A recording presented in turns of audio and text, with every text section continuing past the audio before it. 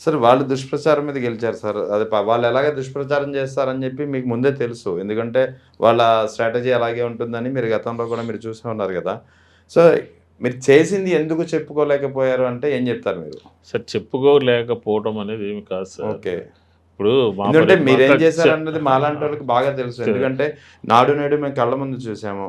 తర్వాత ఆరోగ్యశ్రీ ఎలా అందుతుంది 10,00,000 నుంచి 25,00,000కి పెంచిన వైనం చూసాము. మెడికల్ కళాశాలలు, మెడికల్ కళాశాల అంటే అసలు ఎక్కడికి పోవాలని తెలియని పరిస్థితి. జిల్లాకొకటి నెలకొల్పారు. 17 మెడికల్ కళాశాలలు, 6 ఏమో ఆన్ రన్ ఉన్నాయి. ఇంకొక 10 ఏమో అవుతది. 30-50% కన్‌స్ట్రక్షన్‌లో ఉన్నాయి.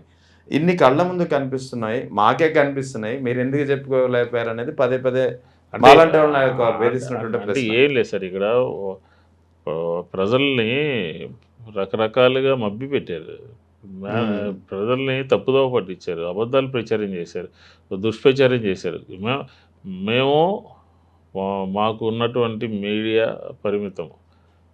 వాళ్ళ యొక్క మీడియా అపరిమితం. 2 పేపర్లు, 4 ఛానల్స్ రకరకాలుగా ఇద్దరు లీడర్సు, కేంద్ర ప్రభుత్వము, ఎలక్షన్ కమిషను చెప్పింది ప్రజలకి తప్పుదారి పట్టించడము, లేనటువంటి హామీల్ని కూడా చేస్తామని చెప్పని ప్రచారం చేయడం. ఎన్నికల్లో ముందు సభల్లో ఏం మాట్లాడారు చెప్పండి? ఇది ఏ రకంగా కరెంట్ ఛార్జీలు పెంచనన్నారు. వచ్చిన అవును. తర్వాత వేల కోట్లు కరెంట్ ఛార్జీలు పెంచారు. మందు మా దాని మీద దుష్ప్రచారం చేశారు. ఈరోజు మందు మీద పెంచారు. ఆస్తి పన్ను ఇవాళ ఆస్తి పన్ను పెంచారు. ఒకటి కాదు అమ్మఒడి మేము ఎంతమంది ఉంటే అంతమందికి ఇస్తాం. మేము ఇంట్లో ఎంతమంది ఉంటే అంతమందికి ఇస్తానని ప్రజలకి వేలంపాట పెట్టినట్టుగా పెట్టి చేయలే చేయలేవు. మా మేనిఫెస్టో పాత మేనిఫెస్టోనే మేము దానికే కట్టుబడి ఉంటాము. రాష్ట్ర ఆదాయం ఎంతొస్తది, దీనికన్నా ఎక్కువ చెప్పితే చంద్రబాబు కూడా చేయలేడు, మోసం చేస్తాడనంటే ఈరోజు ఆంధ్రప్రదేశ్ ప్రజలు మోసగించబడ్డారు.